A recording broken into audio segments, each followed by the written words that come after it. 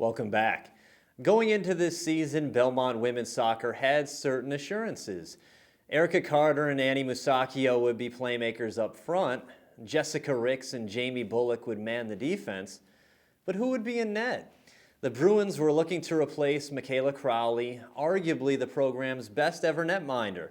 Enter Sari Lynn. The true freshman from the Grand Canyon State would be truly phenomenal in leading Belmont to the promised land. Here's Alana Kriegel with more. All right, so tell me a bit about your background. Where are you from? I'm from Carefree, Arizona. It's a lot different than Nashville. It's amazing. I miss home a lot, but I love this state. It's great. Coming from Arizona, I always imagined playing at a UC school, and when I took my visit to Belmont, I was very pleasantly surprised by just this campus and the students that attended it, and I fell in love really with Nashville and Belmont. So what are some of those main differences between, or some of the big changes that you've gone through going from Arizona to Nashville? The people are just different. Nashville, everyone's super welcoming, and I've just never had an issue here. Arizona, everyone's kind of running around doing their own thing. It kind of has a more commuter feel, but I don't really know other than my family's there. Has it been hard being so far away from your family? You know, I've been keeping really busy, so you don't really have time to think about it, but I'm really excited to get home. So why soccer? How did you get started? When did you get started? I've been playing soccer since I was 4. I come from a lineage, if you will say, of soccer players. My dad plays and used to coach. My sister played and was an amazing midfielder. And then the goal aspect of it just kind of happened because I was the tallest when I was younger, and then just kind of got put there, and I loved it. I love being a goalie. You know, some games you have nothing going on, and some games you're the star hero, and it really just, you have to step up, and I love that about the position. The competition and the... Right. It's funny because most people that I say I'm a goalie, they're like, what? You're a goalie? Like, that's not right. You don't look like a goalie. And I'm like, yeah, well, we're all a little weird. I guess it helps to be tall. Yeah, it definitely does, but agile and above all, just not afraid to get kicked in the face a few times, if you will.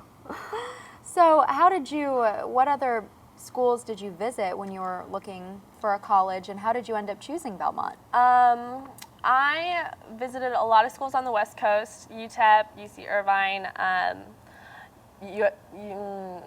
the University of Arizona, a lot of schools in that area, a couple Colorado schools. And actually coming here, I was like, there's no way I'm going to school in Nashville. Like, this is ridiculous. Like, Tennessee, like, what are you talking about? But I just really liked it, and the program is amazing. Lisa has, accomplished a great deal with this team, and she's an amazing coach, and I've never been coached by a woman before, and I was a little skeptical coming in, but she's amazing, and she truly loves this team, and it's really nice to be a part of something like that. So did you feel any pressure going from playing club soccer while you were in high school right into a starting position on a good college team that made it to the NCAA tournament for the very first time? Well, my club team, fortunately for me, was very competitive, so the expectations coming in, nothing really changed, but there were some things over summer that I probably could have prepared myself a little better for preseason, but not really. The transition was nice. College is just a little faster. Obviously, you're playing with girls who are older than you, so physically they could be bigger, but I think it was a good transition. How did your club soccer experience help prepare you for soccer here? My club soccer experience was a long one that I'm thankfully happy has come to an end. I've played with Sereno out of Arizona since I was 4, and it's a very competitive club. We had mental coaches, strength coaches, nutritionists. It was a full-time job, and we unfortunately dedicated a lot of our lives to it and missed out on a lot of things that normal high schoolers got to do. So, I mean, just coming into Belmont and being able to incorporate soccer and school and friends and everything at once, and Lisa's super understanding, so it's been really nice transition from club. So last season's goalie, Michaela Crowley, has graduated. This is your first semester here at Belmont. How has that been, filling those big shoes? It's been slightly difficult just because I am a freshman, and coming in, you obviously want to prove yourself and your spot on the team, but you don't want to overstep any of your boundaries or step on anyone's toes. So the position that I play, you're constantly yelling, if you will, at your team. So I'm like, please, will you move? But no, Michaela, she was amazing. She's set many records here at Belmont, and we're fortunate that she still comes out and she trains with us every once in a while, so she's amazing. I learned a lot from her, definitely. So, like you said, you're only a freshman, but you've already gained so much attention for your success as a goalie. Tell me about how that's been for you. It's been amazing. I mean, it's always really nice being recognized for your accomplishments, and I can just thank the team for that. We have an amazing team, but it's been a little nerve-wracking sometimes because I am a freshman and I'm just like, oh my gosh, like I could have never dreamed for our season to end this way. So I just feel very blessed. So what has been the highlight of your college experience up till this point? Well, I mean, coming in, we had a great record going into conference, and we played Vandy. And it was the first game that I started, and it's an SEC school, and I was super nervous, and I was just like, oh my gosh, like starting against Vanderbilt, this is gonna be insane. And I had probably one of my best games. I had like a record of 11 saves in a game, and it was just constantly like defending, and it was amazing. Unfortunately, we lost in double overtime, but just holding Vandy to 0-0 to overtime was incredible, and just realizing what this team really has the potential to do was a really fun time in the year. And you said that was the first time you had a starting position? Right. Wow. So I was super pumped to get out there and play. So do you have any particular personal goals for next season? Do better than I did this year, if that's even possible.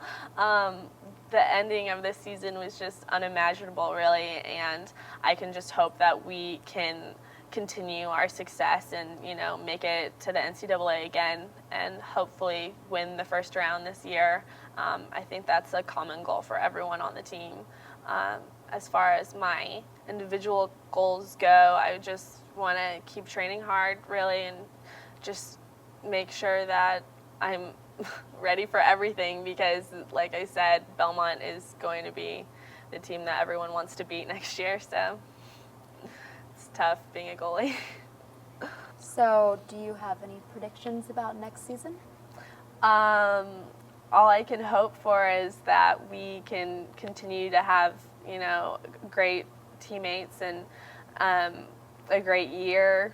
Hopefully no one gets injured and we can have that, but I'm just hoping we can make it to the championship final again, and hopefully not make it quite as exciting as it was this year.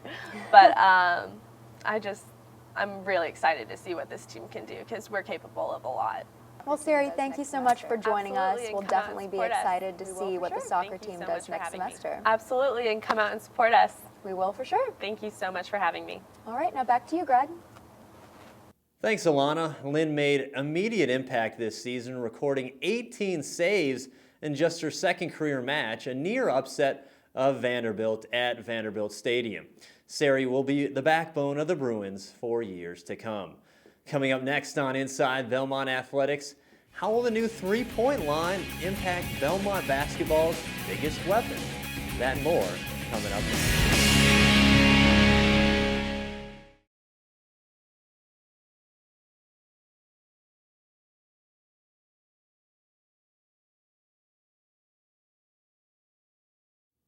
Welcome back.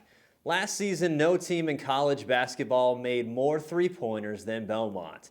And so when the NCAA Rules and Competition Committee decided to move the three-point line back to 20 feet 9 inches this season, many wondered if the Bruins would be adversely impacted. Inside Belmont Athletics correspondent Derek Moore takes a look.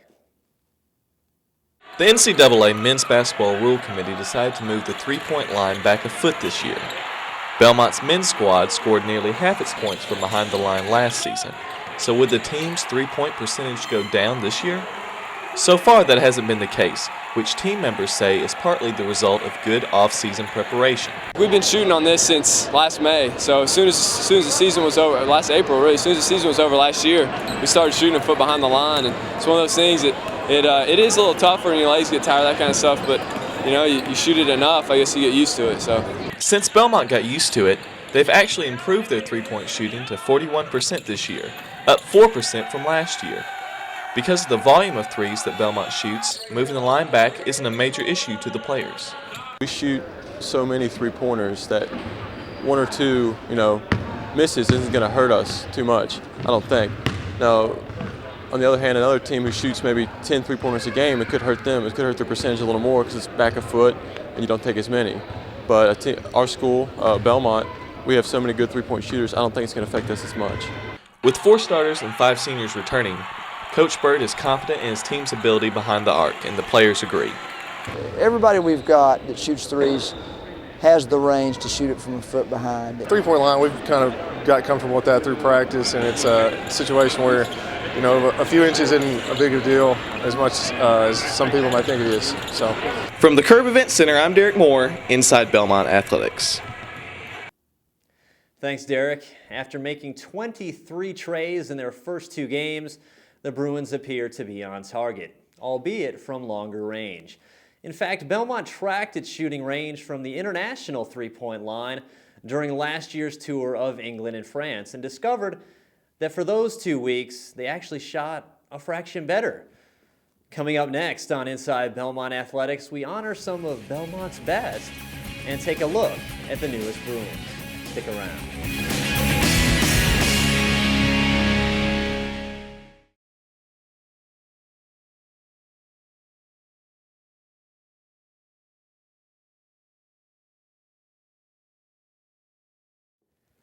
Welcome back. By any measure, the 2008 fall season was the greatest fall in Belmont Athletics history.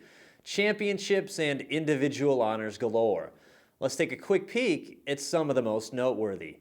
One of the highest academic honors a student athlete can achieve is Academic All-District. 2 Belmont student athletes were so honored this fall. Volleyball's Kat Mundy and men's soccer's Brett Parker. Mundy, a 2-time All-Atlantic Sun performer and one of the greatest players ever to don a Belmont jersey, holds a 3.81 grade point average in business and marketing.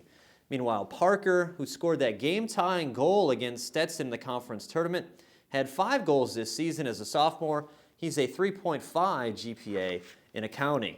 In cross-country, junior Brittany Thune has done a tremendous job in leading Belmont to its 7th ASUN title. Thune was Atlantic Sun Runner of the Year and was named to the All-South Region team. She finished 20th at the recent NCAA South Regional meet, narrowly missing out on nationals. The LPGA Tour has Lorena Ochoa and Belmont has Lori Warren. The senior from Hendersonville won Atlantic Sun Golfer of the Month honors for both September and October, winning 2 individual titles and finishing in the top 3 in all 5 fall events she entered. Now moving on to signing day for National Letters of Intent. It's come and gone, and the men's basketball team has added 3 promising players for next year's team. Ian Clark, a 6'3" guard from Memphis, is ultra athletic, a great shooter, and fantastic finisher at the rim. He should be tremendously exciting. Karan Johnson, a point guard in the Alex Renfro mold, is the reigning Alabama 3A Player of the Year. Johnson's lightning quick, a winner, and has a great ability to set up his teammates. And lastly, Trevor Nowak is a 6'7" forward from Texas who fits Coach Bird's recipe of tough-minded forwards who can shoot the ball well from three-point range. For baseball, they added 6 players on signing day.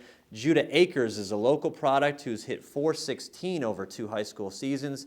Jared Breen was all Cobb County last year, batting .420, and Josh Davis will be counted on as both an infielder and pitcher right away.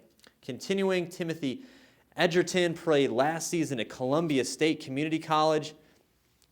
Dan Hunecki is a big, strong right-hander who should see innings in the bullpen immediately, and Caleb Wilburn was a first-team All-Ohio selection after hitting a mind-blowing .472 a year ago.